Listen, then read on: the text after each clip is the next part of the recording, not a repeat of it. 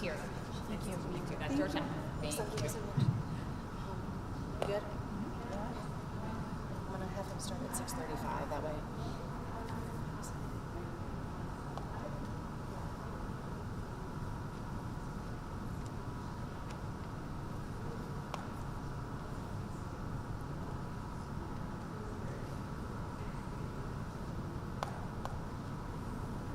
Would you be comfier if I came to her again and roll behind you? Because I'm whatever. Text me. And I'll be right there too.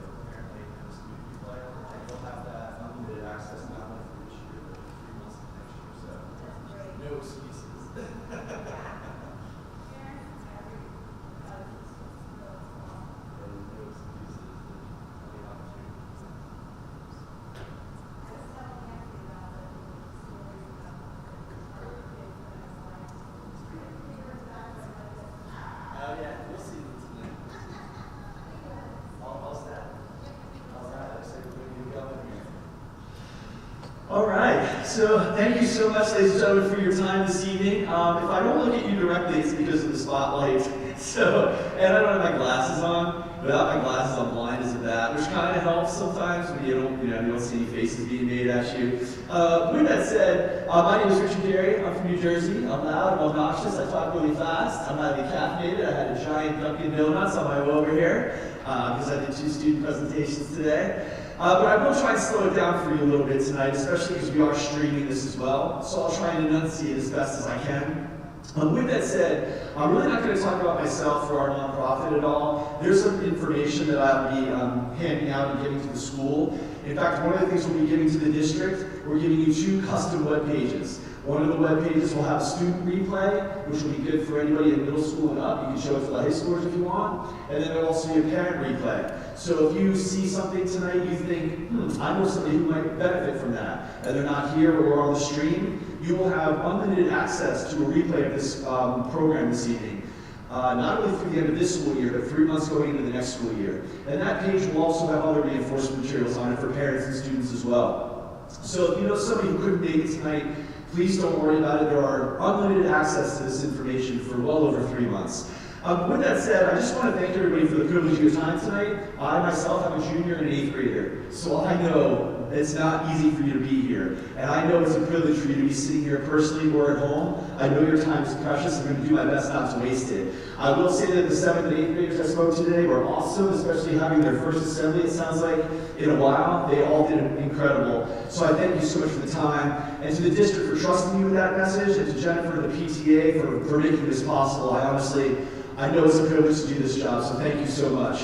Again, I'm not going to really talk about myself and the nonprofit. I will just say I do want to thank you all so much for your time tonight. If you have any questions afterwards, please feel free to come on up and ask me personally. I will not record them, and I will make sure I answer everything before we leave. If you have a question, your students have a question after tonight, after tomorrow, so I'm talking to the elementary kids tomorrow, please don't ever hesitate to reach out. The only reason we exist is to help. With that said, I'm going to get started. And by the way, there's going to be some things tonight I'm going to show you that I showed all the kids today. There will be a lot of overlap, but there will absolutely be some things that I will show you that I did not show your students today, and I will not show them tomorrow either. So don't freak out, all right? But let's get started. Ladies and gentlemen, this is what we got going on in the digital world. We have companies that are making incredibly powerful tools. And these companies, they're focused on making what's newer, cooler, and faster. Why? Well, because we the people buying and using technology, we all want to buy and use what's newer, cooler, and faster.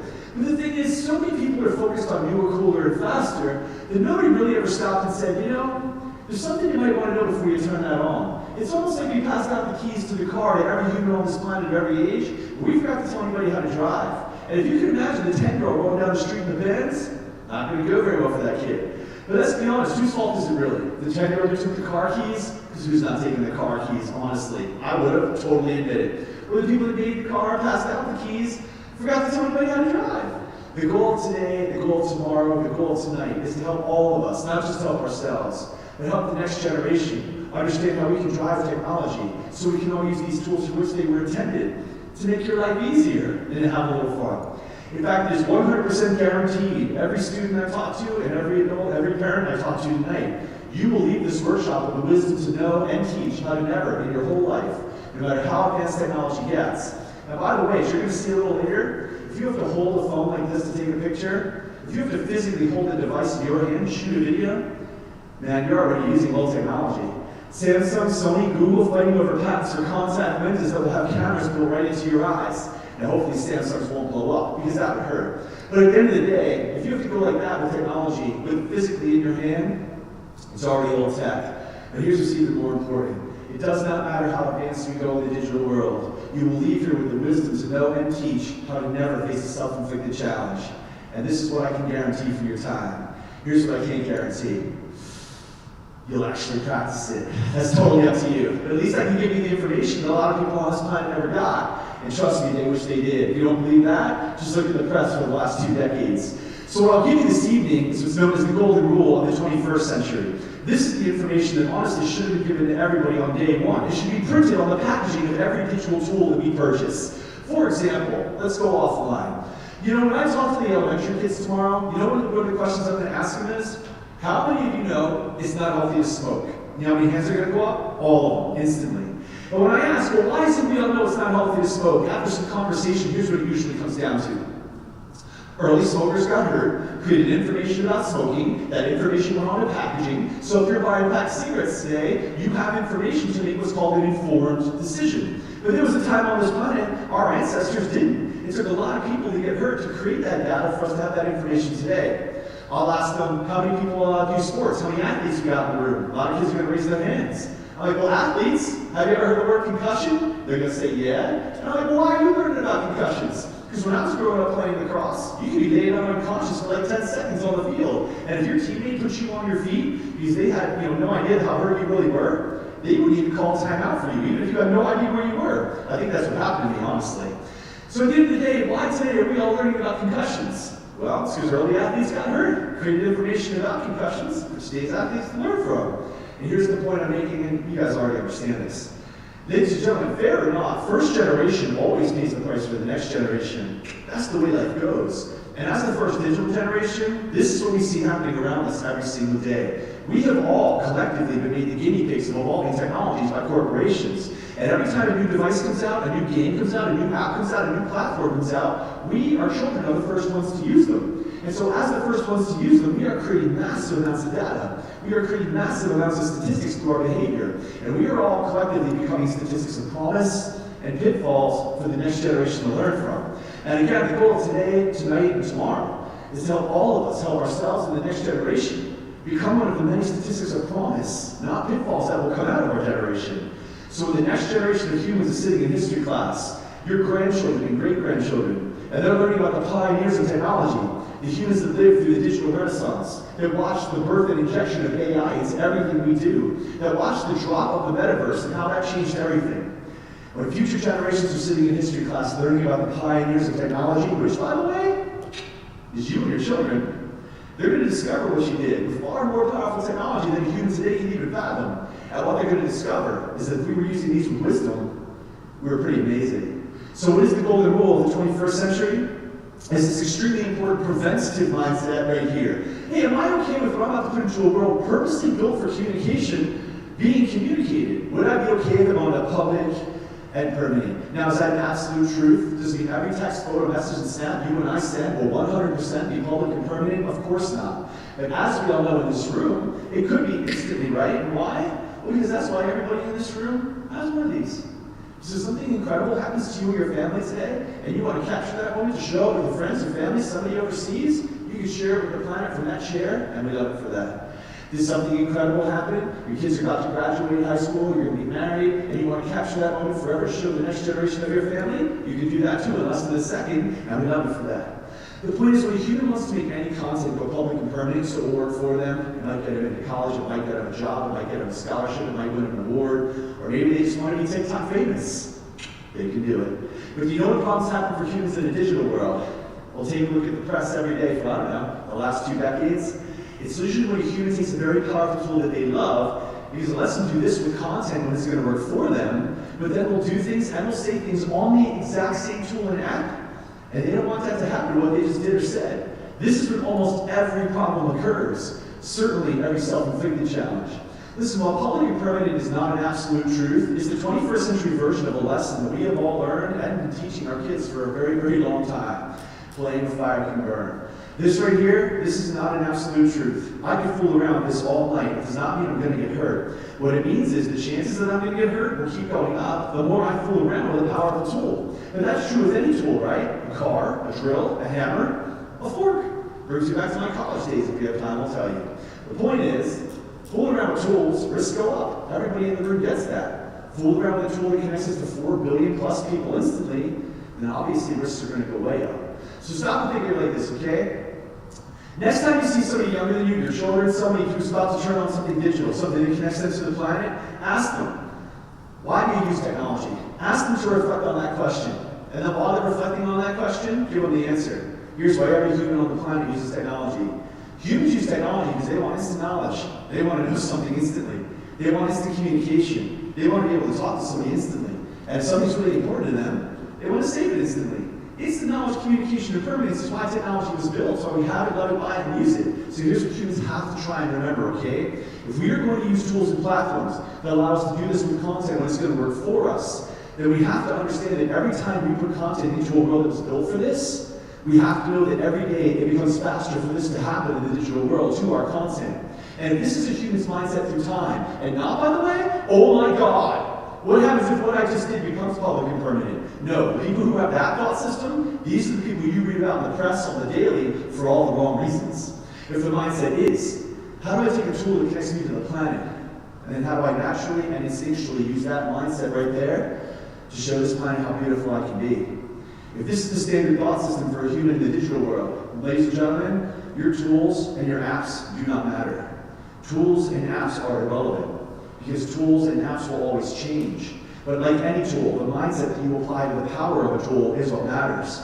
And if we can apply this mindset and help this mindset become standard, a standard thought system in the mind of our children, then your children and you can use any tool you want and any app you want. And you will do things that past generations that walked this planet would have never dreamed possible. Now listen, cyber cruelty, not going to spend all night on this. I'm just going to quickly share a few tips. These are tips that I practice all the time. Why? Because I'm human and humans get mad. Please don't ever feel bad about getting mad. It's a human emotion. But how a human deals with anger in this world does matter. And by the way, being a New York Jets fan, I'm always miserable. So I really do practice this all the time and multiple times during football season. Number one, I can't be in the head of the person I'm about to be cruel to, right? Like, I can't read that person's mind, so I have no idea what they might be willing to do to themselves or to me. But in addition to that person I'm being cruel to, there are like billions of other people on this planet as well. And to our friends and our family, we might be awesome, right? We might be awesome to our friends and our family most of the time. But to a billion people who don't know me, if I'm being a jerk here, then all I look like to an entire planet of people is a jerk. And it's really important that we, as leaders and role models and parents, help our kids understand that jerks do not get opportunities in the 21st century. Why? Because if COVID has taught the world anything, is that technology eliminated space and time. You can go to school, go to work, watch a presentation from anywhere. And when you have an organization who can pull people from anywhere, because geography is no longer an issue, it's no longer a hurdle, you have an entire globe of people to choose from. So when you have a globe of people to choose from, you can be very picky in who you bring into your organization. And people are being very picky. Because PR nightmares are almost impossible to hide these days. What you're looking at right here is one of the top football players in the entire country in high school a few years ago. This dude right here was so good at his position, he had free rides to multiple schools. D1 schools, one of them was Michigan. If he decides he wants to go to Michigan, he can play for a guy potentially by the name of Jim Harbaugh. His brother is John Harbaugh. That dude coaches the Baltimore Ravens. So now you're talking about a potential pipeline right into the NFL. So just think about the blood, sweat, and tears it takes to achieve something like this, right? Think of the work and the sacrifice that goes into earning something like that. And not just by him, but by his family who made that possible, right? Because if you have children who do things outside of school and they can't drive yet, you know who's probably driving them to all their practices and their tournaments on Saturdays where you prefer to be sleeping in? You. So think of the time and the effort it took, not just by him, but by his family to make something like that possible. And ladies and gentlemen, in 1 second of his life, and I always ask people to just contemplate, think about how fast 1 second of your existence is. Everything that kid had worked for since he was in like elementary school, that quickly, was gone. Because he went online and he said some horrible stuff. Now, he did try to delete his account. He did try to delete his tweets. You see that a lot, right? You'll see an adult who gets fired from their job because they behave badly online.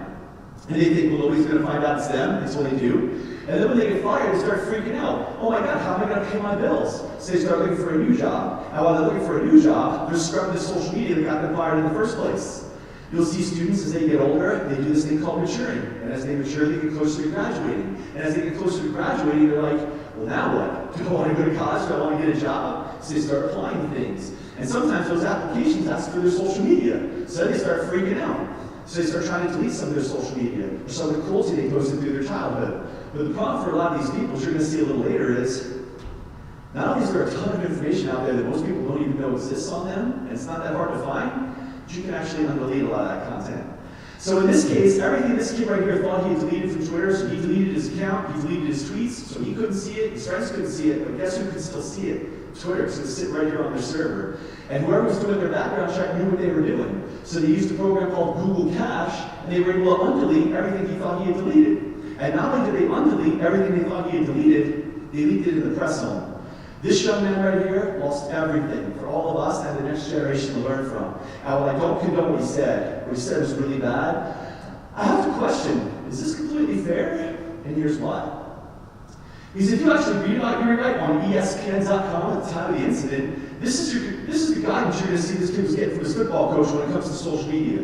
Now this isn't a 7-year-old. This isn't a 7th grader. This dude's a teenager, 17 years old. This is the guidance he's getting from his football coach. We told him to get off Twitter. We told him 10, 15 times, just don't use Twitter. Cannot tell a 17-year-old kid, hey, just don't use Twitter. You're going to put this in his hand. That's not guidance. That's like saying to everybody, oh, your kids, if they're younger than younger than 17, hey, when you get old enough, go get your license. You got your license, that's awesome. Here's the keys to your brand new car. But you know what? Yeah, I don't think I'm going to let you drive it. Like, who does that? When his coach, parents, friends, family, teachers, what everybody needed to be saying to this kid, and had to see as a role model for this kid, way before he was 17, by the way, before they ever even thought about putting something this powerful into his hands, what they needed to do was install a thought system and reinforce that thought system. You know, we do this with other things, right? As our kids get older, you know what they learn about in health class? Drugs, alcohol, smoking, vaping, sexual health.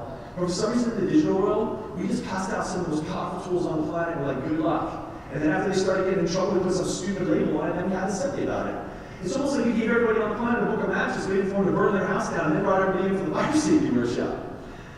Maybe if before they put something this powerful into his hands, they installed a thought system on how to apply a mindset to the wisdom, or to the power of that tool, gave him some wisdom. Hey, look, man, before I give this to you, remember, whether you use your tool or your friends, it's not 2 years away. You can use an app I've heard of or I've never heard of, because the app came out yesterday. Are you okay with what you will do and say with tools and platforms that connect you to a planet?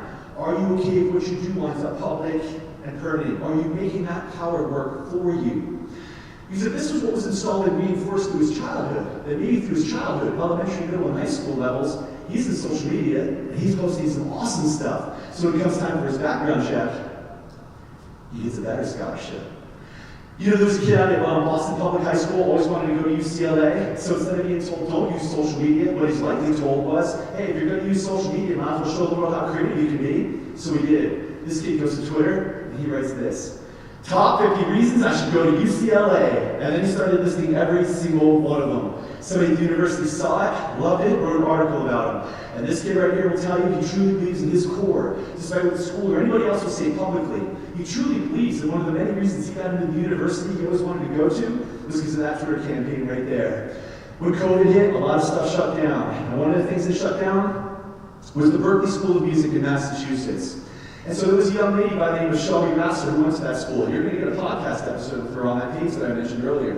And so Shelby is flying home devastated that she's going to miss her senior year of college. And she knows her friends are devastated as well. So when she gets home, she has this idea to do a virtual orchestra performance. So she goes to social media and says, hey, I have this idea, who wants to do it? She gets 75 people to participate from different locations, and together they do a rendition of Bird Backgrass, what the world needs now, which the world didn't need at the moment.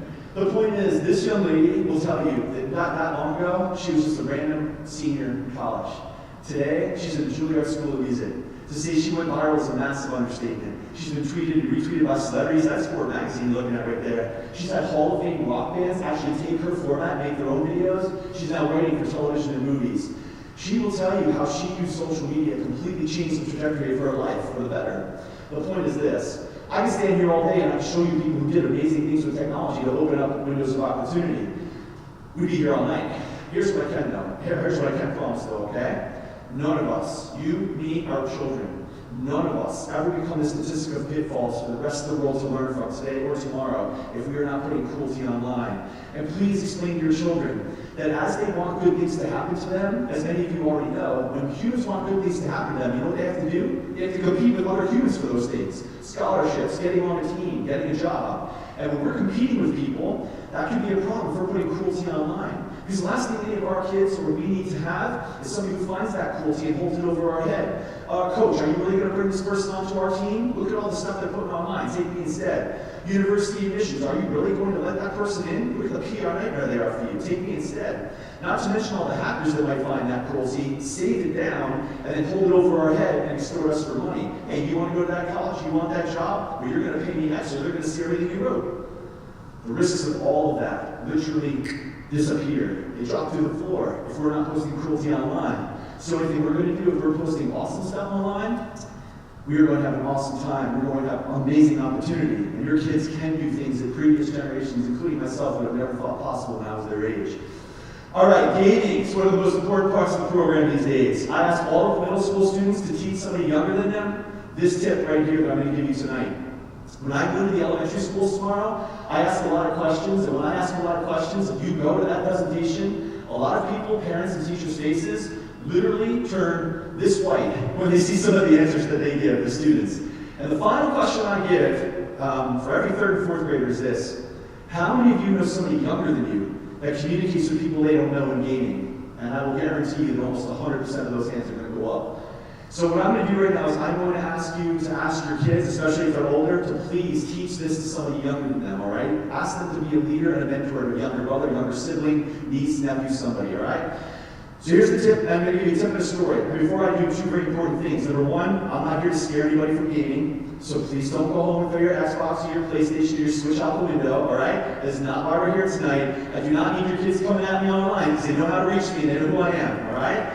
Please don't go home and throw your gaming system out. Unless you want to throw it in my car. That I can live with. Number two, I'm not here to say don't talk to people in gaming. Okay, that is not guidance. Now, what I tell every student is, if that's the rule in your home, then that's the rule in your home. And you gotta respect that, right? You're paying for it. But at the end of the day, I can't even tell you how many kids who are not supposed to be communicating with people online come up to me and they're like, well, I'm not supposed to do it, but I do it anyway. So what I'm going to do is I'm going to give you a tip and tell you a story to help us all keep our risks low while we're communicating and gaming. So here's the tip. Very basic, very simple, extremely important. If we would not say it or take it from a stranger in the local arcade, like Dave & Buster's, then please do not ever say it or take it to the global arcade. Because, ladies and gentlemen, the only difference between the local arcade and the global arcade, there's 200 people at the local arcade we might not know. There's 2 million plus people at any moment in here we don't know. And so when a human starts oversharing personal information in this world, that is when risk levels will start to spike. Please have that conversation with your kid and help them understand that if they're going to communicate in this world, this goes for Twitch and Discord as well, please keep the conversation to the game and only the game as much as possible. Because if they can keep the conversation to the game, they keep their risks really, really low and their entertainment value high. For example, this is what I said to all the middle schoolers today. I said, let's say I'm going to take all of you to Dave & Buster's after school today, right? And when we get there, I'm going to ask you to babysit a third grader for an hour. But if you watch that third grader for an hour, I'll pay for your whole day. Not a bad deal. Now, let's say one of those third graders drops into a race car. And I'm sure many of you at this point, you've seen those race cars in arcades where it's one car that's connected to multiple cars, right? With the whole line. And so you have all these different people racing at once. So that third grader drops into this race car against 7 complete strangers. And they're racing, and they're laughing, they're having an awesome time. And maybe they're going to check to see how they're doing in the race. They look over to the right, and they notice this person's going the wrong way. Maybe they're being nice. Hey, you're going the wrong way, you might want to turn around. Maybe they win the race, and that person to the left turns to that third grader and like, hey, you won the race, congratulations. In both cases here, where the third grader's talking to this stranger, or this stranger's talking to the third grader, nobody's calling 911. Like, nobody's freaking out that this kid is talking to 2 strangers. And why is nobody freaking out that this kid is talking to 2 strangers? Because they're talking about the race. They're having an awesome time. This happens every day, online and off. But I'll often ask younger kids, especially tomorrow, I'll say, so if that person said to you, hey, great race, by the way, where do you live? Where do you go to school? What's your cell phone number? Here's a box, take it. I'm like, you gonna give them that information? You gonna take the box? Every one of those kids tomorrow is gonna say to me, nope. But the same kid who looks you in the eye, and they'll tell you they wouldn't take a box from a stranger at Dave & Buster's, you'll watch them download a link from a complete stranger in this world, and they get hacked in Roblox 10 minutes later, putting their security and yours at risk. So please help me keep that conversation to the game and only the game. I cannot tell you how important that is. So I'm going to tell you a story right now. If you want to look this story up, you can put these 5 words to Google. And if you're taking notes, I'll slow it down a little bit, all right, so you don't get cramped. Trevor Lucas, World of Warcraft. You will see multiple articles about what I'm about to tell you. You'll see multiple articles about this story going back to 2009 through 2011. But I'm going to give you some details about this story you won't find online. And the reason I can give you some details about this story you won't find online is because I didn't hear about this in the press. So I was speaking for a conference in Madison, Wisconsin. The conference was called Crimes Against Children. Sad but true, we need a conference like that. Now when I came off stage, there was a 16-year-old male, not a 6-year-old, not a 6th grader, 16-year-old male standing off the side of the stage with his mom. And as I'm leaving the stage, they approach me and they say, hey, can we ask you a few questions? We need some help. This is why we came to this conference called Crimes Against Children. And here's what the 16-year-old tells me. He says, I played a game called World of Warcraft with my best friend, and I played with 3 other kids in our school. So the 5 of us all know each other from school. So when we're in the game playing, we're flowing very freely because we all know each other here. But they're forgetting about the fact that while they're communicating, other people can hear them. Now there was a 6th person none of them knew from school. They only knew him in the game. And that 6th person was constantly trying to grab their attention in the game. And as soon as wants to grab our attention in the game, especially if your kid is young, because even if you're using a voice changer, you can usually tell when somebody's young based on what they're saying or how they're talking. If someone wants to grab somebody young's attention, maybe they'll say something that's funny, maybe this is something that's really inappropriate, or maybe if they know a little bit about us because they've been listening to our conversation, like maybe they know I play basketball, but they want to know a little bit more, they'll socially engineer us using the information they already know, like this. Hey guys, I got basketball tonight at 6:30, so I'm not going to be able to play much longer. It takes one of those 5 kids to say, yeah, me too, I got practice at 7, I can't play much longer either. He might say, dude, you play basketball? I had no idea, even though we did. What school do you play for? Maybe I'll play your school sometime. Maybe they tell them, now I know where they go to school, where you can literally find them every day. Hey, I found an awesome link in YouTube. It's got all kinds of cheat codes and tricks. Man, you gotta see this. My mom is screaming at me. I have to go to dinner. I have a ton of homework. I'm not allowed back to the game tonight. Can I send it to you quickly through a DM, through social media later if I get a chance? So they might send over ways for him to send the YouTube link. But if they do that, you just trick them into telling them how you can contact them outside of the game. Well, in this particular case, the guy goes, hey, for my birthday, I got a ton of money. I want to buy you guys stuff in the game. You want me to buy you stuff in the game? And every single one of these 16-year-olds said, yeah. Now again, if I took 5 16-year-olds to an airport, and a complete stranger rolled up to us with a suitcase and rolled it out and said, take my suitcase, I usually ask them, how many of you guys are going to take that suitcase? And of course, they all say no. And why would you not take the suitcase? You have no idea what's in that suitcase. Get arrested for that in an airport. But the same kid who will not even think about taking that suitcase out there might think about taking something from somebody in here, which is exactly what they did. As soon as they took his money, he revealed he wasn't their age, he was 21. He said, you took something from me, now something from you as payment, but he didn't want the money as payment. What he wanted was for each of these 5 16-year-old males to take a nude selfie of themselves and then send it to him as payment. Then he started threatening them through messaging so he knew how to reach them outside of the game. 3 of the kids were so terrified of what they were reading, they never told a parent, a teacher, law enforcement, they never told anybody. You know, a lot of people ask me, was my kid old enough for a phone, go into gaming, go into social media? Here's one of the answers to that question. Are you 100% confident that your kid will come to you or another adult that you trust that will tell you if they make a mistake or have a problem in this world? Because if you are not confident that your child will go to an adult, somebody with wisdom who will tell you, and if it's you, it's great, that should be number one. But if they will not go to someone for help, they are not ready to go into a world full of 4+ billion people. Because in this world, very small problems turn into very big problems very quickly. And if they don't trust that they can tell someone or ask somebody for help, they're not ready to go into this world. It's just not, they're not ready. So in this case, none of these kids told anybody that they were being threatened. You know what else they didn't do? They didn't copy, print, or save any of the evidence. If you or your family are ever being harassed online or in a game, please tell your kids, especially if they're young, you always copy, print, and save the evidence. You have to get that evidence to go after that person. But 3 of these kids didn't do any of that. 3 of them were so terrified by what they were reading, they took a nude photo of themselves and sent it to a complete stranger, praying to God he would just stop threatening them. Now, I don't have to tell anybody in this room that's a bad idea. That doesn't even have to be somebody threatening them. That could be a significant other, a best friend, a husband, a wife. As soon as they push send on that device, that person owns them. They own their reputation and their legacy. They might not even want to send that photo out. They trust them, right? All they have to do is be hacked and there it goes forever. I'm not going to waste my time or your time talking about why it's not a good idea to put somebody else in charge of our reputation and legacy. Like what I tell everybody is, if humans don't know that at this point, I don't even know what to tell you. But I'm not going to waste my time or yours talking about why it's not a good idea to send that out. I will, however, tell you about the 2 kids who did not send the photo. The 2 kids who didn't send the photo is the kid who's telling me the story, blowing my mind in Wisconsin, and his best friend. And it is his best friend's story that gets picked up in the press. Trevor Lucas, World of Warcraft. His best friend's mom gets a knock on the door. It's a cop. We need to talk to your kid. We think he's in trouble in World of Warcraft. She's like, World of what? It's like, I have no idea what you're talking about. It's like, I don't know who you are or why you're here, but this is a small town and we all know the sheriff. So if you want to come to my house and talk to my kid, I'll be the sheriff here. It's like, I don't know you, so I want to see your badge. And that was brilliant. Well, the cop says, I got to go to my car to get the badge. And that's shady. No police officer will ever say that. So she calls the police, something's not right. When the cop comes back from the car, he doesn't pull a badge, he pulls a weapon. She slams the door, he flees the scene, police catch him, thank God. When they catch him, they find horrible things in the guy's car. They investigate who is this guy, they find out his name, Trevor Lucas. Where does he come from? Gloucester, Massachusetts. When they go to that guy's house in Massachusetts, they find even more horrible things. And long story short, that dude drove from Massachusetts to Wisconsin to do some pretty unspeakable things to those 2 6-year-olds. Why? Because they took something from him here and then repaid him in the form of a nude photo. Now, I don't know about anybody else in this room, but I think that's insane. To give you an idea of how insane that is, I've been in technology for over half my life. When I started coding, you know what? Like, Google wasn't even a pipe dream yet. When I started coding, now that I want to age myself, some of you in this room are getting AOL discs. Kids are like, what's an AOL disc?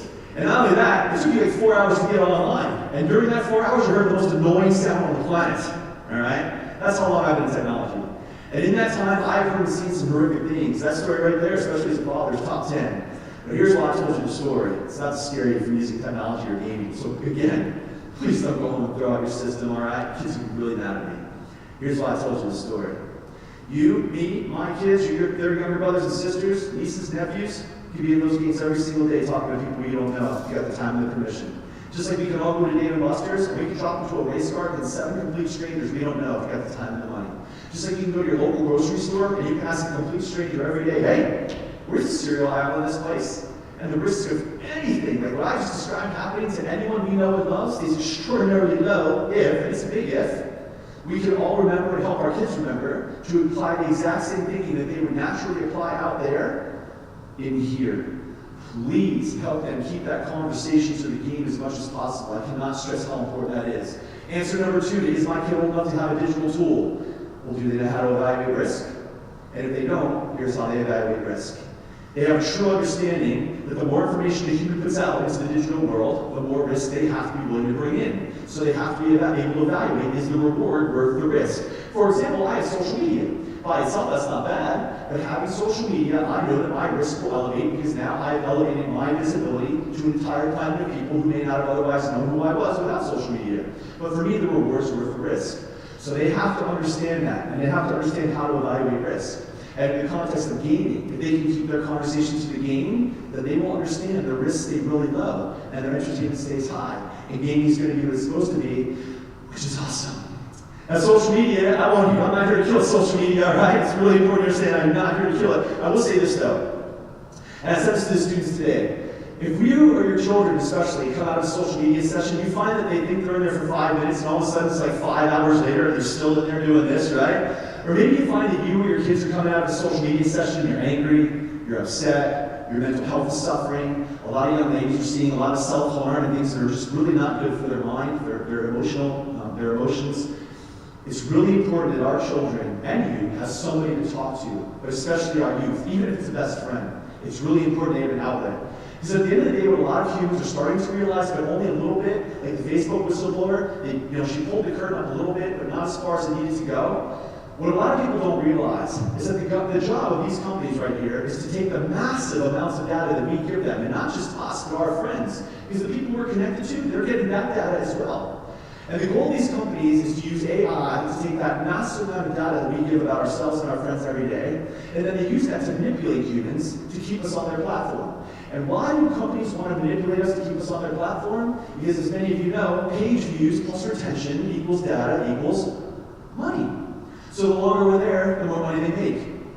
Now, if you send somebody something warm and fuzzy, a funny video, a satisfying video, you know what people do with those videos? They like them and they move on. They like them and they move on. But back in the day in the media, if it bleeds, it leads, was the saying, right? You see what they do? They'll send people things that are divisive. They'll send things that are controversial. They'll send things that hurt people's mental health. Things about self-harm. You know what that does to people? It puts them in a rabbit hole. You know what happens when those people go down a rabbit hole? They find like-minded people in that rabbit hole. And now that rabbit hole's become an echo chamber. And while all these people are in that echo chamber getting all fired up, or they're all getting depressed, or whatever emotion they're feeling, what they're doing in that basically a tornado in a rabbit hole is they're being used by AI to keep them there to make these companies more money. And we have to help our kids understand that so they can try and change some of their behavior and the algorithms they're doing online. For example, back in the day, some of you in this room may remember something called the ALS Ice Bucket Challenge, right? And what did people do? They poured ice water over themselves to try and raise awareness for ALS. Do you know what people did to those videos? They liked them and they moved on. They liked them and they moved on. Not that long ago, there was a challenge called Devious Licks and other ones. You know what the goal of those challenges was? To get somebody to do something bad and then post it online. You know what happened when somebody did something bad and posted it online? You know what that did to page views? Boom! You know what happened to the person who did something bad and got all those page views that made those companies money? They held the bag of liability. It's really important we help our youth understand none of these companies is going to send any of our families a bag of cash and be like, hey, thanks for ripping the soap dispenser off the wall. That was awesome, all the money you made us. Here's the payment for your legal fees. Like, that's never going to happen. So it's really important that our kids, when they start seeing things that are going to try and get them to do something bad, that's AI, that's manipulation. Please help them to not fall for it. But at the end of the day, I'm not here to kill social media. Getting online saying something like, oh, I had an awesome day at school, awesome day at work, my vacation was amazing, my weekend rocked, single, not single. It's complicated. Express yourself, that's why you got it. But there's a lot of people who go into social media and they do some wild stuff, man. And when you ask somebody after they're in trouble, when you're trying to help somebody learn from their mistakes, because that's what life is about, right? We learn from our mistakes. And in this world, we just pray to God they're not catastrophic. So when you're not trying to help somebody learn from their mistake, and like somebody has like a video that's getting passed all over Reddit, it's like, you know that when you were doing that in front of a live webcam feed, that anybody could have been screen recording that or screenshotting that, right? You know, there's nothing worse than when you work with law enforcement, you're trying to help somebody out, especially if it's a minor. And this is what you see in the video. This happens to adults and youth. This is what you see in the video. You'll see an individual who goes into a room, bedroom, bathroom, whatever, and they close the blinds, and they lock the door, and they want to do everything possible to make sure that nobody's going to come in that room, right? And then they do what it is they're about to do in front of a web camera that connects them to like 1 million plus people instantly. So my question to the person is, why are you locking the door? You worried one person's going to walk in? You just did that in front of like 1 million plus people, and now you're all over the web. When you see people who get in trouble because their videos are all over the web, even though they deleted it, right? Like somebody who might have torn the soap dispenser off the wall, and then they deleted it because they got in trouble, but it's still floating around the web. When you ask people, you know anybody could have screenshot or downloaded that, right? This is what they all say. They say this, yeah, man, I knew all that, but I thought only my husband, only my wife, only my boyfriend, only my girlfriend, only my best friend, only my followers, only my friends would see. Ladies and gentlemen, if there's anybody in this room who believes only my friends can see in this world, I am sincerely begging you from one human being to another, please stop. In all sincerity, I know I don't know all of you personally, but I do swear to God I care about every one of you, and I care about your children. The proof of that I care about your kids, I don't have to know your kids to care about them. The proof of that is that I'm here and I do this job. So if you ask any of my family, they'll tell you they thought I was crazy 13 years ago. When I shut down a marketing agency, I built from the ground up to go into a nonprofit where you get paid far less money, by the way, to be away from your family far more time. On average, I do 200 programs a year. That does not include my travel to get there. There's 365 days in the year, over 200 of them I'm not home. You don't do that to your wife and your kids and your family and your friends unless you really care about something. And I really care about your children. Because I think what's happening to our youth in this world on many levels is not right. You want to know what I heard from an adult every day of my life? Every day for over a decade of my life, I've heard this in some capacity from an adult. By the way, this is not a judgment on any adults in the room, so please do not come at me, because I'd be lying if I said I never thought it too. But that doesn't escape the fact that this is the mindset of a lot of adults who give their kids extremely powerful tools. See if this statement sounds familiar to anybody in the room. You ready? Man, thank God technology wasn't around when I was growing up. Right? But there's a reason we all say that. But the thing is, our youth is growing up. They are growing up with it, right? They're one of the first generations to grow up with it. And ladies and gentlemen, when the world with rapidly evolving tools, with rapidly evolving platforms in the hands of our youth, it's not like this is a knife, right? Like, it's not like this is a knife and we teach knife safety, and then you can make a good or a bad decision with that knife, but you still make an informed decision, and the knife does not change. The knife is a knife. This is not a knife. This is a rapidly evolving tool with rapidly evolving platforms. And when we put something this powerful in the hands of our youth, we didn't give a roadmap or a mindfulness to go with it. Do you know what we said to generations of youth?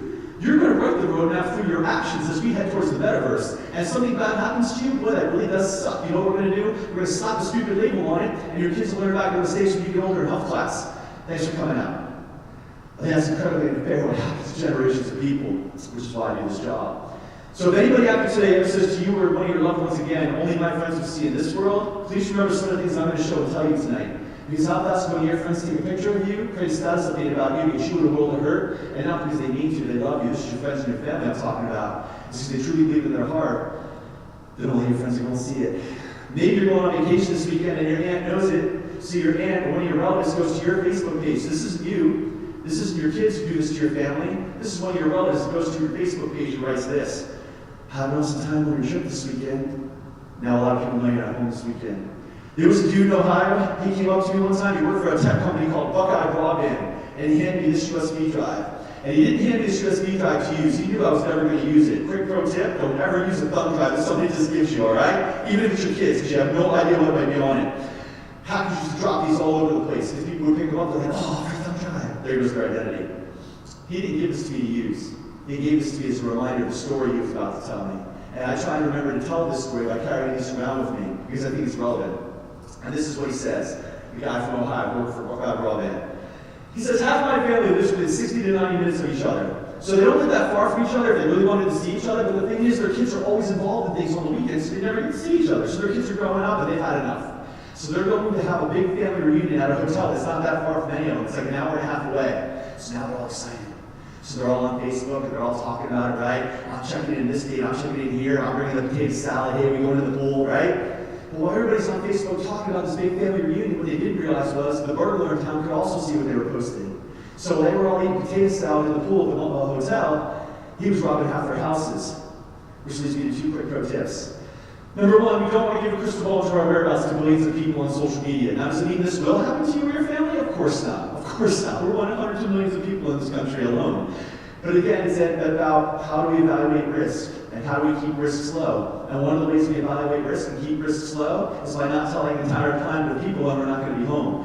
And pro tip number 2, if we are on vacation and we're going to post on vacation, I totally get that. I'm not here to say don't do that. But maybe turn off the geotags. But if you want to keep the location tags on because where you are is just super cool, I get that too. Maybe just use past tense language. Hey, we had an awesome time. We had an amazing day. It might be your first day out of 5 in the Magic Kingdom, and you have that amazing photo that you need to post. I totally understand that. I'm a father, I get it. But if you say we had an awesome time, somebody's scrolling through the feed, then they might assume you're already back. So it keeps your risks low. Well, why do so many people put high-risk things into the digital world, especially social media? Well, it's because a lot of people just do not yet get it. And ladies and gentlemen, here's what a lot of people just do not yet get. And by the way, here's why a lot of people don't get it. It's not their fault. A lot of times people don't get it because we're the first, man. We're the early smokers and athletes of our time. And just as we all needed to learn from them, so too does the next generation need to learn from us. So we need people to get in trouble. The goal is for our programs to make sure we minimize that. And here's what a lot of people don't get because we are the first to go through this digital renaissance.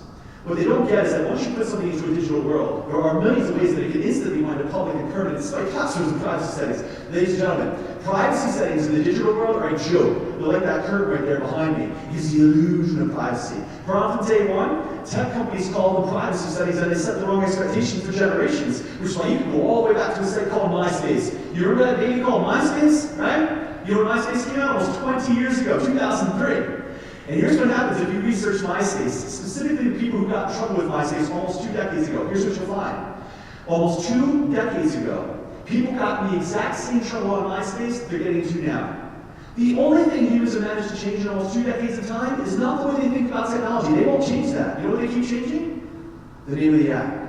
So why is it we have this perpetual cycle of insanity happening for over 2 decades of time? One of the biggest reasons is because tech companies continue to call them privacy settings and set their own expectation for generations of people. And you know why they do that? Because the word private makes them more money. Same reason the cartoon cowboy used to market cigarettes to kids. His name was Joe Cool. Because who's going to know me better? We're the first. This is why they're always in trouble, by the way. What they should have done is been honest with the public from day one. And ladies and gentlemen, here's the honesty, okay? There is absolutely no such thing as a privacy setting in a world that was built from the ground up for communication. This is a pipe dream. Think of the definition of those 2 words. What you and everybody else on this planet is using, maybe you have passcodes, maybe you use pins, maybe you have biometrics, you use encryption. What we are all using is what are called transparency or visibility settings. Because this is all humans are trying to do every day. Every day when we put all that stuff on our devices, your social media, your games, you are trying to limit third-party visibility into your windows to the world. And please try and get away from referring to a phone as a phone. Please help your kids get away from referring to a phone as a phone. Because you know what happens to people who think they own a phone? This is what goes through their head.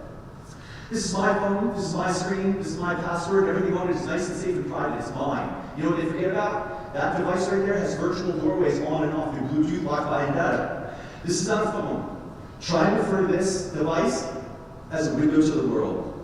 And please also help your kids understand this is a temporary window to the world. Why do I say temporary? How often do you get a new phone? How often do your kids ask for a new phone? How often do you see a commercial that says, hey, if you break your phone, come get a new one from us. Hey, switch networks, we'll give you a brand new phone. Hey, join T-Mobile, we'll give you a new phone every 2 years. How often do people get new devices?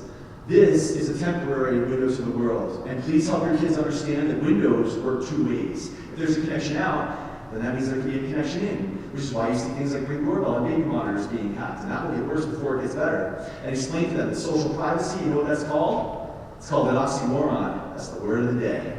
Completely impossible. No, I'm not saying we shouldn't be using those settings. Please don't misinterpret what I'm saying here tonight. We should all absolutely be using those settings on everything as much as possible. What I'm saying to you is, please drop the word private out of your brain when your kids see it on TV, even if it's annoying to them, point out, nope, it's not private, it's visibility. Because when you think that way, you're limiting visibility into a window of world, you think more clearly about what you're about to do. One of the activities you can use at home, find a window that's open with no blinds on it. And explain to them, see how you can see out, people can see in? That's like public. Drop some blinds over it. Can you still see out? Can you still see in? Yeah, it's just harder to do. That's the way you should be thinking about your visibility settings on your windows to the world. It's not impossible to see it, you're just making it harder for that to happen. So sometimes we're more prudent with what we do. And we should absolutely be using those settings. Why? Because they absolutely do limit risk. It's the same reason that many of you in this room, many of you watching at home, you probably have an alarm on your home or your car, because it limits our risk, right? But everybody in this room knows that one of those cars in the parking lot out there can have 5 car alarms on it, 5. And if somebody wants to walk up to one of those cars with a crowbar and smash the window and take everything off the front seat while we're in this room here, how would any one of those 5 car alarms prevent that from happening? Next time you go to a public place, if you see a sign that says don't leave items in your car, park at your own risk, take a picture of that sign and make that picture a teachable moment. Explain to your children, hey, you know why that sign is in the parking lot? Because that corporation knows no matter how many alarms we set on this car, there are ways to get things out of the car, and they don't want to be liable for it. It is literally no different here. So please explain to your kids, no matter how many alarms they set on these tools right here, just try and keep stuff right here, and there's a lot of alarms to do that. People use passcodes, they use pins, they use biometrics, they use encryption. Some kids and adults will use ghost apps and vaults.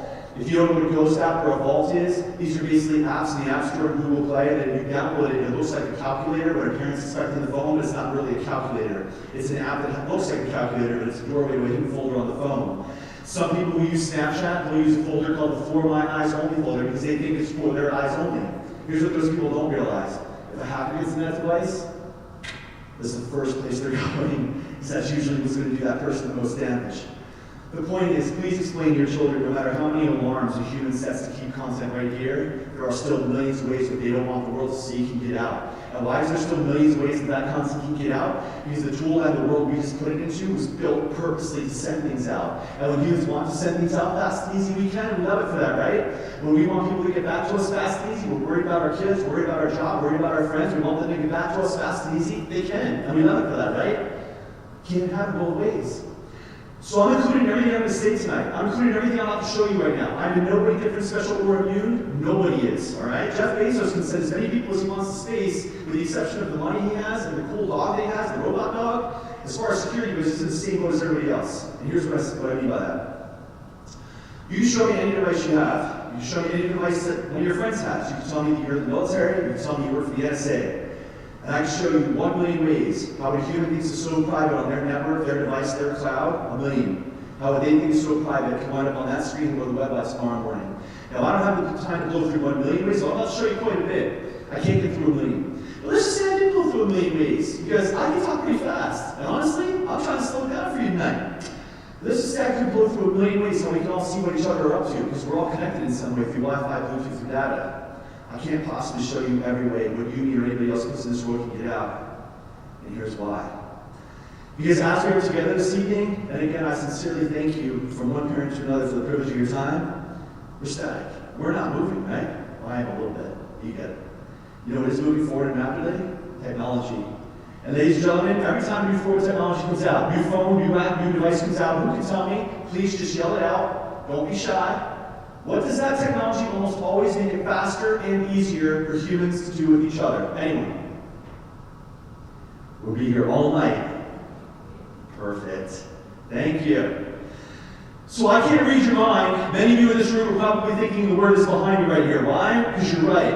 I've been asking that question for over 13 years, 200 times a year. Sometimes it's a room of military, law enforcement, parents, or students. Every time I ask it, including today, both the 7th and the 8th grade, and tomorrow when I ask this for the 3rd and the 4th grade, they'll give you the same answer. You want to know why? Because you're right.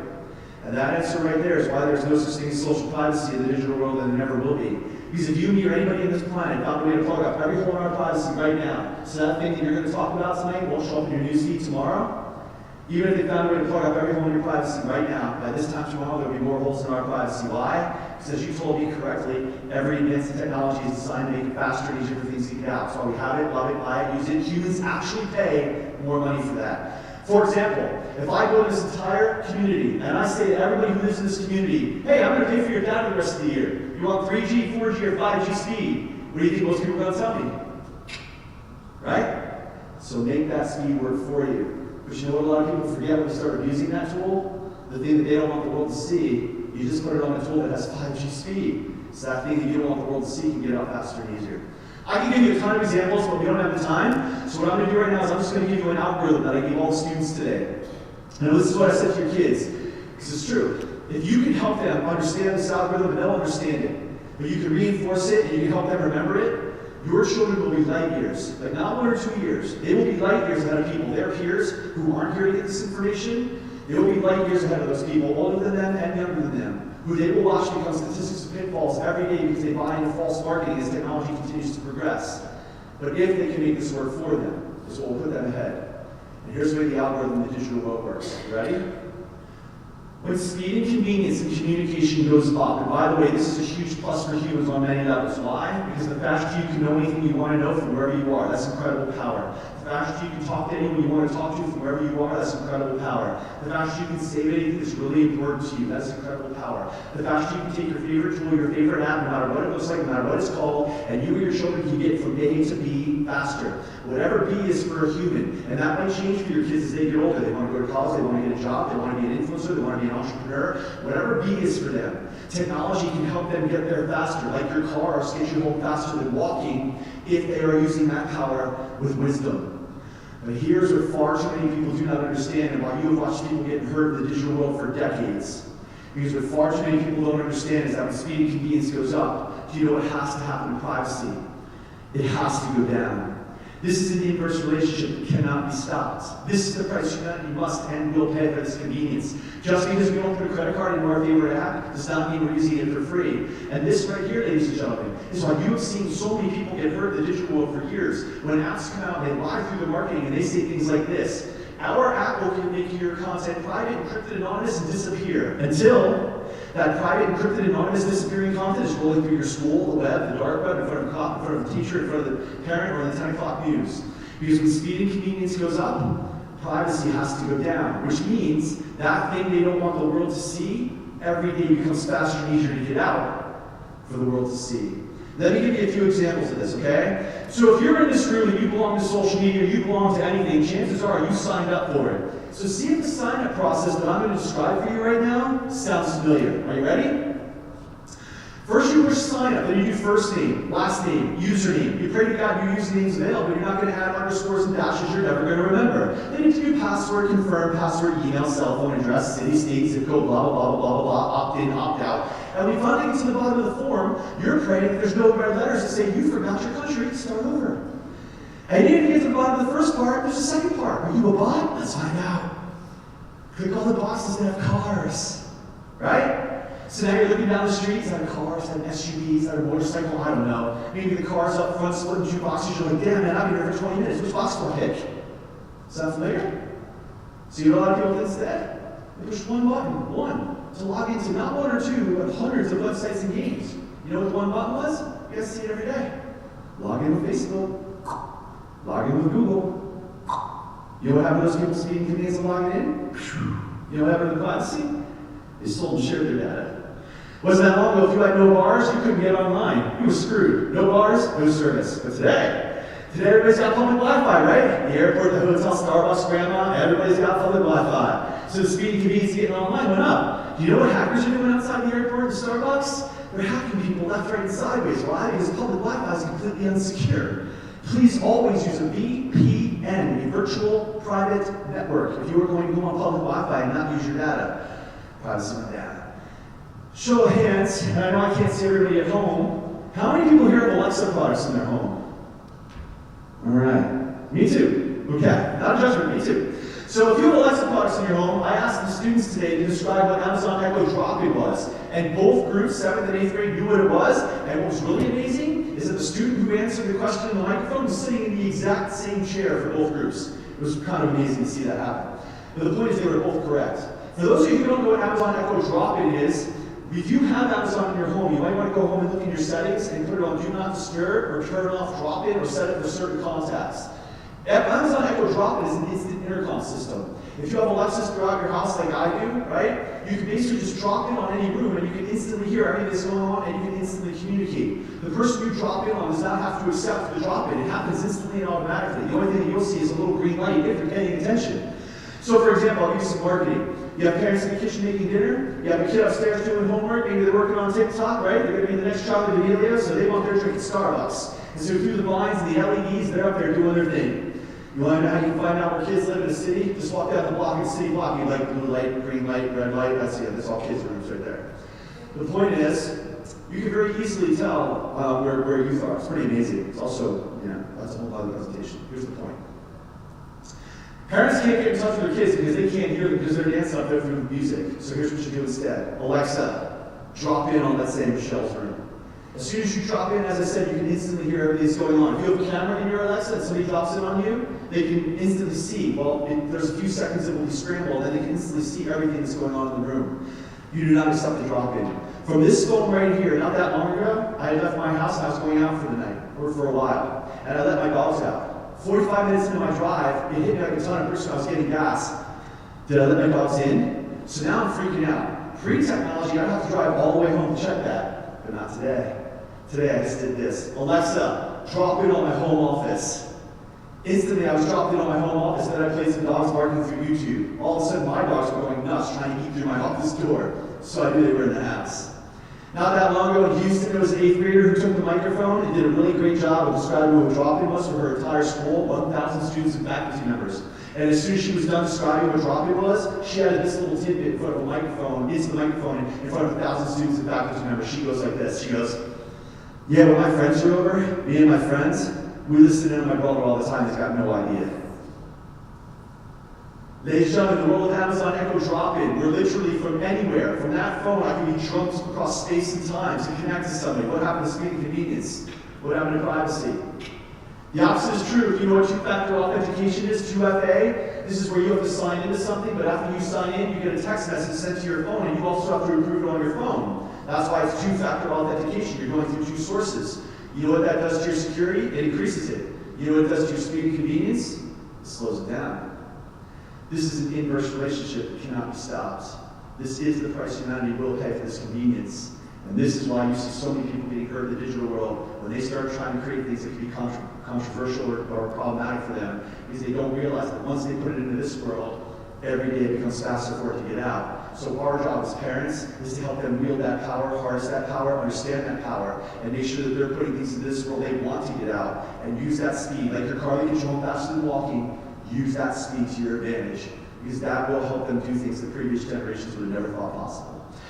Okay, let's dive into some things that most people don't ever think about as to how what they thought was private can get out and become public and permanent. Just some obvious stuff. The reason I show this is to illustrate that if you ever see articles, positive examples and negative examples, these are great tools, especially for parents. Why? Because a lot of kids don't believe their parents. They got to hear or see it from somebody else. So send them a link, all right? Just a few examples to illustrate some of the ways what people thought would never get out, got out. Some obvious stuff. I'm not sure if anybody here has ever posted the wrong photo. I've done it on multiple occasions. My life is lived at warp speed. I had 5 animals under the age of 6 months. That's a lot of work, man. It's also a lot of cuteness. Now, if I go to Instagram and post a picture of my kitten and I accidentally post a picture of my dog, the worst thing that happens on Instagram is says, hey, here's a picture of my kitten. All right, I can live with that. Not going to get fired. But if I'm abusing technology and I'm trying to hide photos that can be detrimental to my future or my legacy or my reputation, and I accidentally post one of those photos, that could be an issue. Like this guy who accidentally posted a nude photo of himself where his girlfriend pointed to Facebook. His picture was online for less than 10 minutes. He's made it to the press. That's not good. Anybody here ever accidentally attached the wrong file to an email or a text? We're working hard, we're working fast, we got a deadline. I attached the wrong file. Listen, it happens. Most times you just say, hey, I'm sorry, I sent you the wrong file. Here's the right one. But if I'm abusing tech, that could be a problem. Like this University of Iowa teaching assistant, who instead of sending out the math answers to the class, sent out nude photos of herself to the class. That's a bad day. Anybody ever text the wrong phone number, email the wrong person, hit reply all by accident, right? One wrong letter, one wrong number, one wrong button, and what was supposed to be private or even encrypted just went to the wrong person. They can do whatever they want with it. This guy right here, he was trying to do a drug deal until he accidentally texted a cop. I mean, what are the odds here? This is called using way too much of your own product, people. Just like texting the wrong person, we snap the wrong person. Now, there's lots of cool things we can do with Snap. I don't know how many times people have to say snaps don't disappear. Like, I don't know why people do not believe this. People have been screaming it from the rooftops, advocates for years. I'm not even going to go into all the ways you can steal a snap without the sender knowing or recover a snap. I'll just give you the very non-technical, easy way. Somebody sends a snap to that phone, you have 1 or 6 people standing right here, take that phone, take a picture, and there it goes. That's not even getting into how you can put things in airplane mode and start stealing snaps, and the sender will have no idea. The point is, there are a lot of cool things we can do with Snap, though, if we're not abusing it. But if I am abusing it, that could be an issue. Like this individual who meant to send an intimate photo to her boyfriend and accidentally sent it to her boss. It's a bad thing. Now, accidental texts, accidental posts, send the wrong attachment, send the wrong snap. These are a few obvious things that happen to people like you and me every day. Ladies and gentlemen, this is the stuff that made the press, all right? If the stuff that comes across my desk on the daily, I would literally never be able to leave your town. I could never go through all the stuff. Here's the point. Every single person I just showed you, they think they're so locked down, so encrypted, and so secure, the NSA can't crack them. You're right. They could literally be Elon Musk or Jeff Bezos, and they could think they have the best security ever on the planet. And every single thing that I just showed you will 100% still happen to them.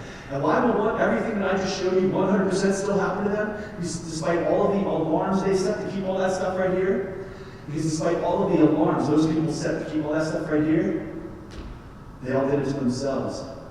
I spared you the ultra obvious that you can be hacked. Your kid can get hacked, which is a direct pipeline to you. Your coworker can be hacked, which is a direct pipeline to you. The school could be hacked, their friends could be hacked. I could go on with amount of time. All right, let's dive into some things that most people don't ever consider. I'm not sure if anybody here's ever broken technology, but I've broken a lot. And when people break tech, they don't always know how to fix it. So you know what a lot of humans do? They send it out to complete other humans that they don't know to be fixed. But sometimes they're not thinking about what those people are doing with it when they're not around. This is Best Buy's Geek Squad, who was caught again while fixing their customers' technology, seeking, finding, and sharing not just inappropriate photos of their customers, but of their friends and their significant others, and then putting it online forever. There's some people from Apple doing it. There's some people from Verizon doing it. There's some people from T-Mobile doing it. This lady right here walked into a T-Mobile in New Jersey. She bought a brand new phone. Very exciting. But what she didn't know how to do was take the data off her old phone put it on her new phone. So she asked them for help. Sure, no problem. Hang out in the lobby. We'll do it for you. Well, while she's in the lobby, she's got her AirPods connected to her old phone. All of a sudden, she starts hearing really weird noises. Then she realizes, oh my God, they found my For You Only video, and they're all watching it in the back. And she ran downstairs to crying. The point is, I can stand here all day and I can show you people who are supposed to be fixing technology doing this to other people. Now, I'm not standing here saying that everyone is doing that. Please don't misinterpret. That would be ridiculous.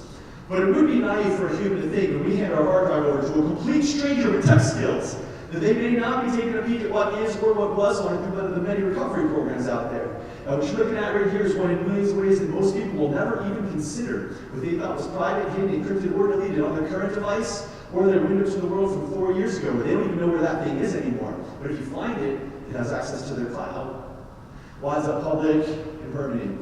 If you were a heavy user of Facebook or Instagram, you probably saw a thing called deepfakes back in the day. This was basically auto-tagging through facial recognition. It was about that box that went around your faces. You know why those boxes were around your faces? So you could tag your friends faster and they could tag you faster. You know what that box was really? That was your speed and convenience going up and your privacy going down.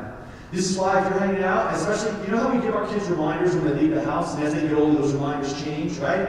This is why it's really important we remind our kids and ourselves when we're going to a social gathering to be aware of what's happening at that social gathering and who's taking pictures.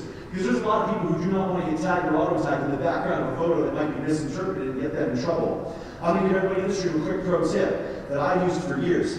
Because all my friends are educators and I do this for a living, so you got to be careful because pictures sometimes are open to misinterpretation. You guys are having a party, set up a room. And in that room, put a green screen, put some props, but you tell people who come in your house, hey, you want to take pictures? That's cool. See that right there? That's where you go take pictures. I don't want to see your camera walking around my house taking pictures. And if you can do that, you can keep all the pictures to that room, you can eliminate or minimize the chances of other misinterpretation happening. So it's really important, it's a little tip, hopefully it'll help you out, but it's really important we help our kids, especially as they get older in high school and college. It's really important that they keep aware it's not just what they're doing, but what others around them are doing, and why it's so important we all have this mindset of public and permanent when we're together. But what I'm going to do is go outside of social media to help everybody in this room truly understand how easy it is to find, track, and learn about anybody as we keep moving forward in the digital world. And when I say speed and convenience goes up and privacy goes down, I mean it. You know what happens when privacy goes down? Not only is it faster for us to affect ourselves positively or negatively, it's also faster for us to affect others and them to affect us. And so for the rest of the program, what I'm going to ask you to do, and what I ask your kids to do, is think about what kind of attention, when I post things to a digital world, when I put things into a world that's built for communication, whether I think it's private or I don't, what kind of attention would it call to me if I got out, positive or negative? And here's why I say that. Because as I said, every day it becomes faster and easier for us to learn about each other. And so if it does get out, we definitely want the right people, not the wrong people, looking into us. What you're looking at right here is an example of what's called a personal information or a personal identification site. Basically, these are unauthorized databases about us. There are many of them out there. Please explain to your children, if you want to show them these sites, when they turn 18, they're going into these. We don't create our page, we don't control our page. The older we get, the more information is collected and made publicly available about us. To give you an idea of how this works, the person behind me on the screen, we picked them out of thin air based on their last name. It came down to the last name Smith or Doe. We flipped a coin, came out Smith, drilled down to Florida, boom, I have somebody to show you. So please keep this in mind, and if you show this to your kids, please explain this to them. This is not somebody who's being cruel online or in a game and ticked off the wrong person who showed up at their door 10 minutes later. This is not somebody who has new photos that leaked out or were shared and now they're sitting all over Reddit or the dark web, and a predator or a pedophile was like, wow, if that's out online, can you imagine what they're trying to hide here? Let's find out. This is none of that. This is literally somebody who just pulled out of thin air based on their last name. And this is why we want to call positive, not negative attention to ourselves from an entire planet of people we don't know.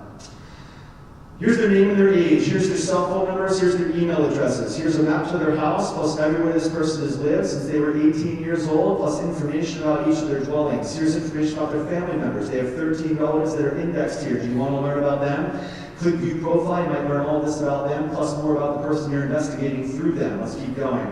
Here's information about their social media behavior. What are they doing on over 100 different social media platforms? If this person applies to anything, colleges, jobs, scholarships, and award, and that place requires a social media background check, here's where their lifetime, before they were 18, social media background check will start. For this particular person, Photobucket, MySpace, Facebook, Reddit, and Twitter. Let's keep going. Here's information about their court documents. Have they ever been arrested? Do they have a traffic violation? So if they do, we might see it. Let's keep going. Here's information about their personal life. Are they married, divorced? What does this person like to do in their spare time? So if you're a marketer, you might want to know that. This person likes home decor, crafts, and gardening. So if you're Lowe's or Home Depot, you might want to buy this data to sell to them. Let's keep going.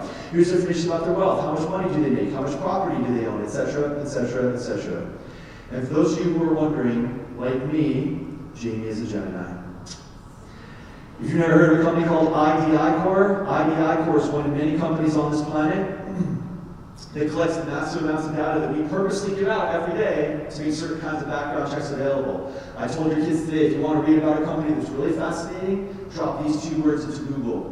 Word one, Clearview, all one word, spelled just as it sounds. Word two, it's not so much a word as it is two letters. AI. Clearview, AI. Read about it. If I talk about it, we'd be here all night. I know you want to go home. At the end of the day, I can't possibly put into words how much faster and easier it is becoming to capture and share content. And when it becomes faster and easier to share content, as I've said multiple times now, it becomes faster and easier for us to affect each other. So I can't tell you in words, because there are no words. I will show you with some technology. I'm going to ask you to please keep this in mind as I go through everything I'm about to go through right now. Everything I will describe for you right now is not old technology. It's ancient technology.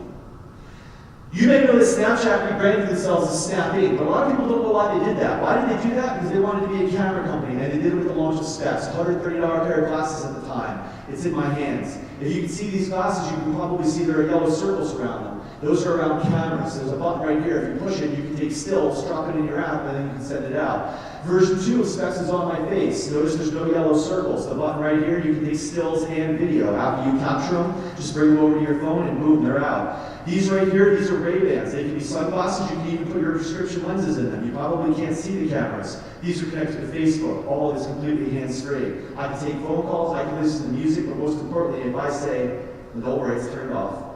Facebook, take a picture. Facebook, shoot video. It will do it. All I have to do is say it.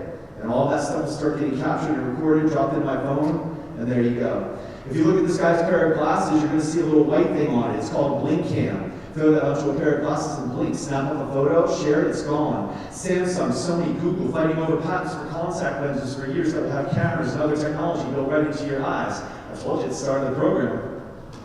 Hopefully Samsung's won't blow up, that would hurt.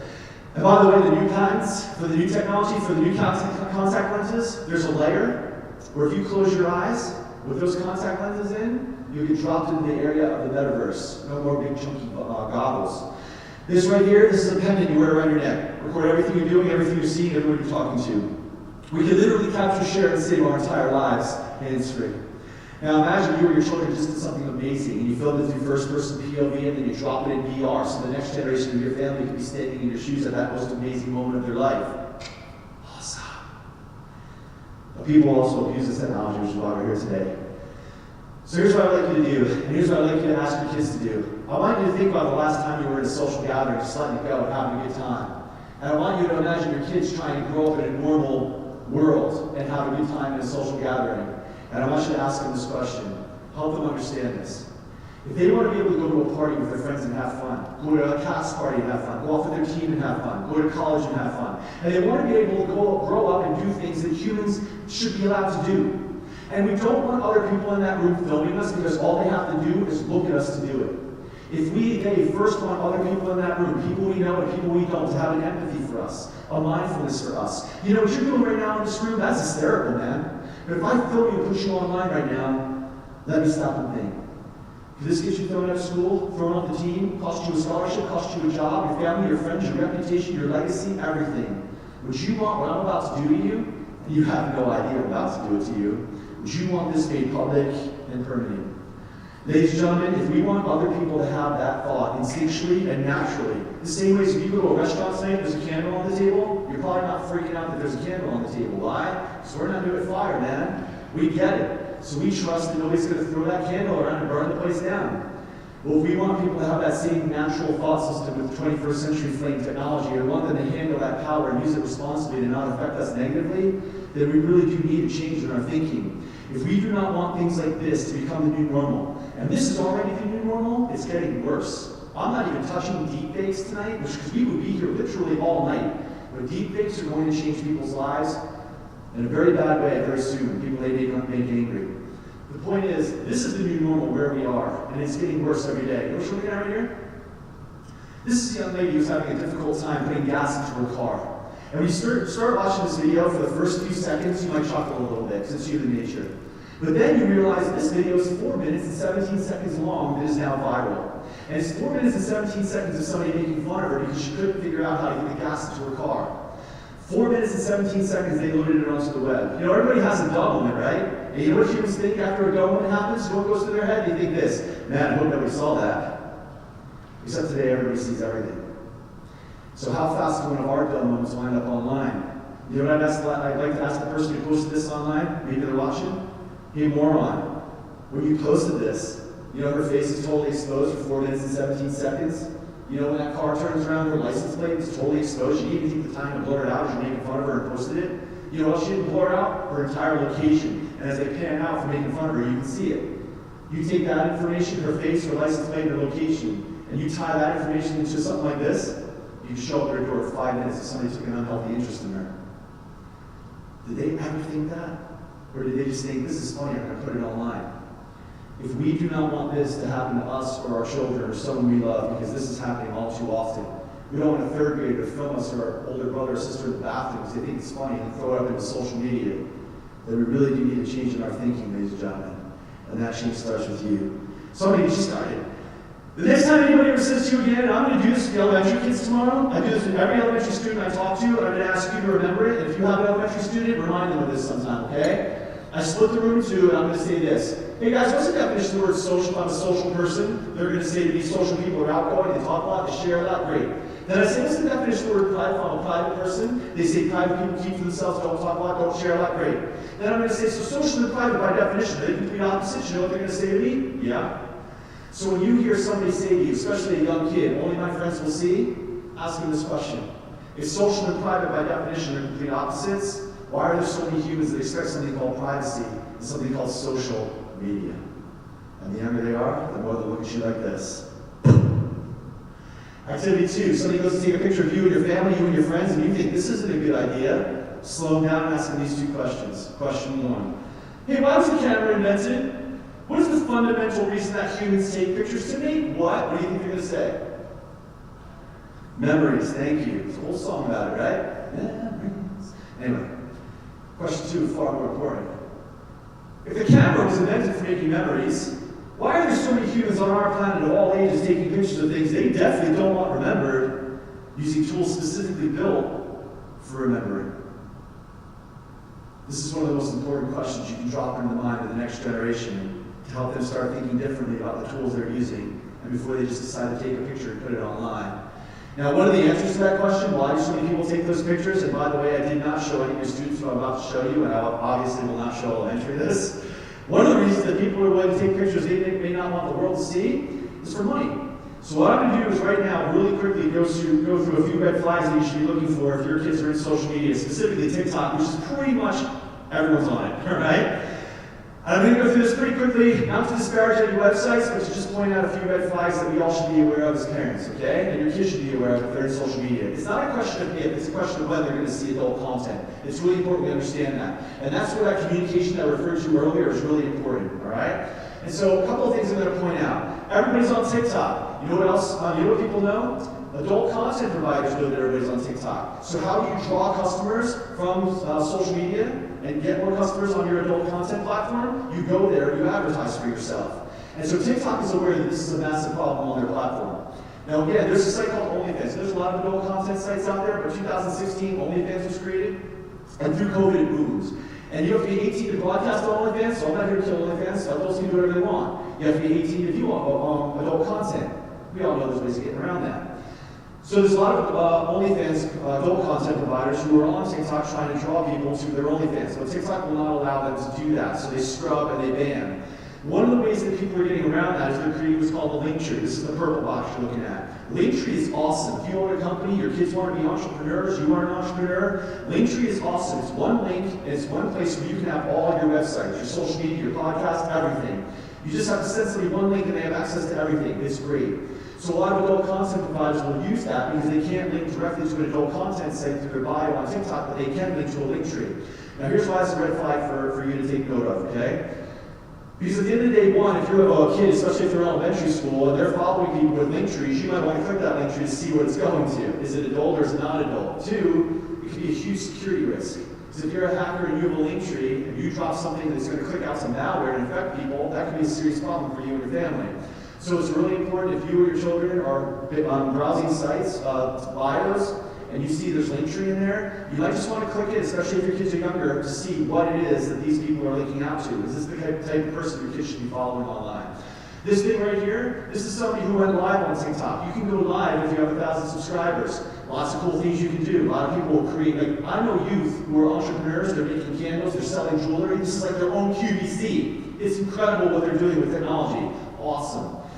But the reason I point this out is because this person wasn't online more than literally 30 seconds. The very second question they were asked is, do you have an OF? Do you have an OnlyFans?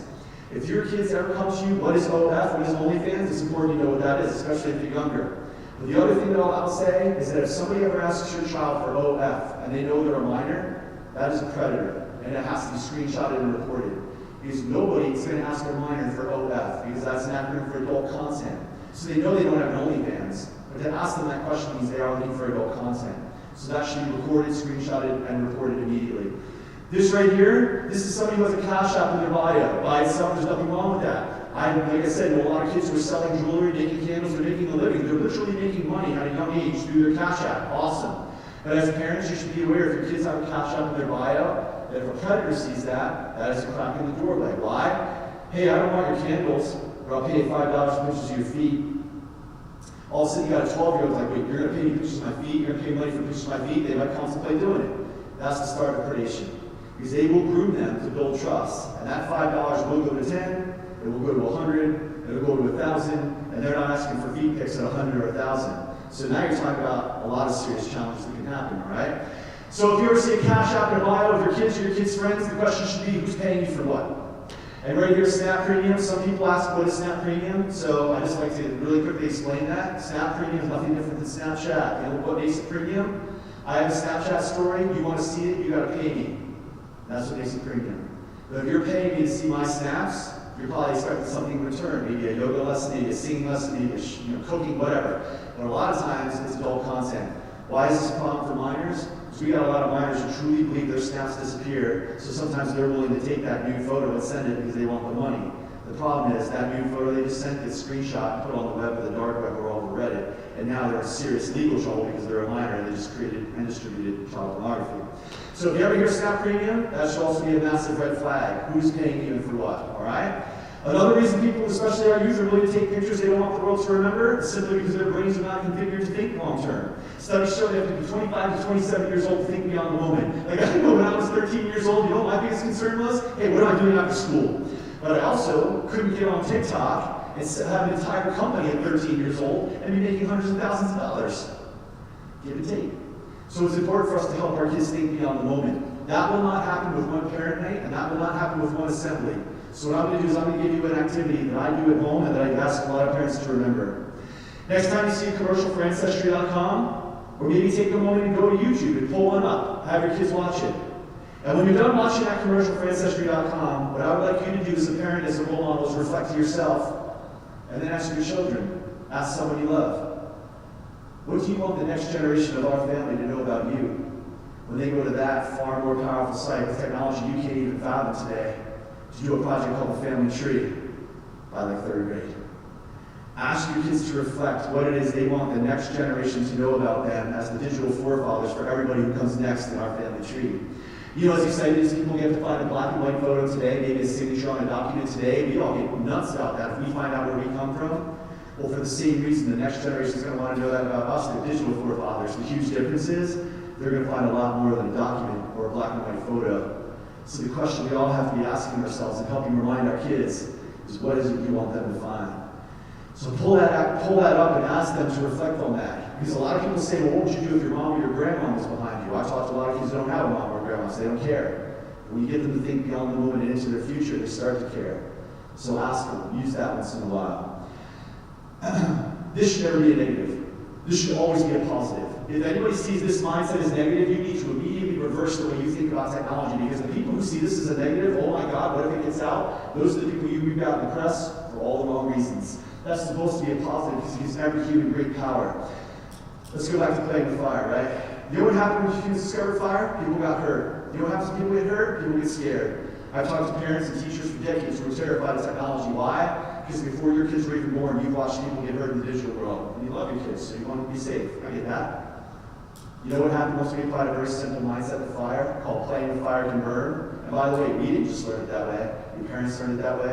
Your grandparents learned it that way. Your great-grandparents, your great-great-grandparents. We're not new at fire, people, right? A long time ago, we discovered this, and when we discovered it, a lot of people got hurt. You know what we did after the people got hurt? We learned from it, and we applied mindfulness. Playing with fire can burn, and then we passed that mindfulness down for generations. So today, if somebody sees flame like that, they don't have to think about it. Our children know instinctually. Put your hand over it on a cold day, it's going to feel good. Put your hand in it on any day, it's going to hurt. You don't have to think about it, you just know it. Why? Because through time, this mindset has been passed down through generations. And when you can instantly harness the power of a tool, you know what it does to the tool? It eliminates it. This could be a candle, this could be a book of matches, this could be a lighter. Who cares what the tool is? What we care about is the power that comes out of it. And when you can harness that power, you can do great things, and you can keep your risks low. And that, ladies and gentlemen, is what public and permanent is for the 21st century flame technology. As I said at the start of the program, our tools and our apps are irrelevant, because our tools and our apps will always change. But the mindset that we apply to the power of those tools is what matters.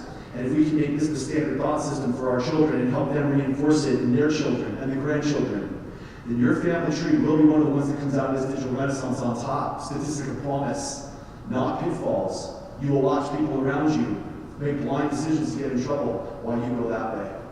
Here's some proof. Justin Bieber, love him or hate him, is who he is because of this. You could go home and ask your kids about any influencer. They're going to tell you that those people became who they were because of that and because of this. I could literally stand here and show you kids who are under the age of 12, under the age of 10, who are already self-made millionaires. Maybe they're unboxing things on social media. Maybe they're buying NFTs, trading crypto. I can show you multiple kids who are already millionaires, self-made. Now, is this going to happen to everybody? Of course not. But can that now happen to anybody? Yes. And why is that possible to happen to anybody, no matter where they live or no matter where they come from anymore? Because of that mindset and technology. If you want to read an inspiring story and get your kids motivated to want to use technology responsibly, look up Josh Jacobs. For those of you who don't know Josh Jacobs, he was homeless in middle school and high school. one in hundreds of millions of people in this country, nobody knew who he was. He was one of 5 siblings that lived in a truck and sometimes in a motel with his 5 siblings and his father. As Josh got older, he played football. There was a guy out in Texas who saw Josh play football. Josh had no idea who this guy was, and this guy had no idea who Josh was. But he approached Josh after a game and he said this: "Man, you need to put your film online. I'm going to get you recruited." Josh's response: "I don't have social media." His response: "Get some to show the world what you can do." So if you think back to the start of this program, Yuri Wright's coach, you know what he was telling Yuri Wright? Don't use social media. 10, 15 times I told him to get off of it. That's ridiculous. This is the coach who told Josh, make that power work for you. So he did. Within 2 days after he posted his game film, he started getting recruited by multiple schools, 10 in fact. One of them was Alabama, where he became their star running back. Shortly after that, he got drafted in the NFL by the Oakland and All Stakes Raiders. And this young man right here, who not that long ago was homeless, recently bought his dad a house. How does a kid go from being one in hundreds of millions of people in this country, in the middle of this country where nobody cares and nobody knows who he is, to the NFL in that short period of time? How is that possible today and not 70 years ago? It's possible because Josh had a tool to connect him to the world, and he had a mindset to show the world how beautiful he can be. What I said to your kids today, and what I'll say to you as parents is, kids make mistakes, right? I mean, all of us make mistakes. That's why everybody in the room says, thank God tech wasn't around when I was growing up. So here's what I'm going to say to you, so I tell every kid who comes to me with a problem. Number one, thank you for coming to me. Because if you don't come to me or someone you trust, nobody can help you because we can't read your mind. So thank you for coming to tell me. Number two, did you learn from what you did? Let's pray to God you just learned from what you did. And let's pray it doesn't become catastrophic. And three, today we're going to clear the slate.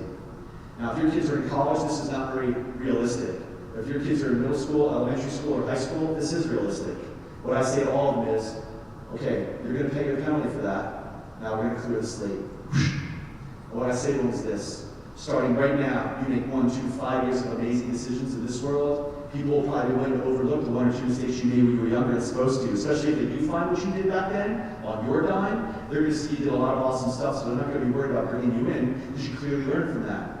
But it's also important your kids understand 1, 2, 5 years of repeated abuse in this world, it'll be damn near impossible for anything good to happen to them out there. Because as you all know in this room, we're not competing with locality, geography anymore. We are a global network. You can go to school or go to work from anywhere. And PR nightmares are too hard to hide thanks to speed and convenience and privacy. So nobody's going to bring a PR nightmare into their work. The last school I was at, a 15-year-old had a job for 1 day until they looked at his social media and they fired him the next 15. Every one of your children in their own way is very special, unique, and talented. And every one of them have tools or will eventually have tools that connect them to the planet. Please, when you put this in their hand, explain to them. This doesn't connect you to your school, to your town, to your city, to your state, to your country. The people who think that way are very small thinkers. You can literally see Mars from this device. You are connected to the entire planet instantly through time. And help them understand that. So once in a while, ask them, so what are you creating public and permitting to show the world just how creative you can be? Ask them once in a while, what are you leaving behind for future generations of our family to know about you? When they go home from school, if you have a family one day and they say, hey, Mom, Pops, check out the class project I just did about you. When I looked you up on Ancestry.com and saw everything you put on the servers. Ask them once in a while, what are you creating, what are your friends creating public and permitting to show the world, our community, your school, just how awesome we really are? What I like to say as you leave here tonight, please remember that mindset. Please teach your kids this mindset. Please be a leader, a parent, a role model, and use that mindset. And help your kids use that mindset with whatever the tech looks like at the time, because it will always change. Help them use it to rock the world. I want to thank each and every one of you for the privilege of your time tonight. It really is an honor for me to do this job. My name is Richard Gary, and I am from IROC. Cheers. Thank you all so much. I appreciate that. If anybody, like I said, if anybody has any questions, I will be breaking down for a little bit, so please feel free to come on up. There's also some business cards and postcards. Are they back there? Okay, there's some information back there. And then just like I said, a final reminder, the school will be getting 2 web pages with lesson plans and activities, video on demand, a replay of this presentation, podcasts, one of them with Shelby Ratzer, who I mentioned. And if anybody ever has a question, if one of your kids comes to you and you don't know how to handle a problem they just threw at you, please do not hesitate to reach out. Our nonprofit only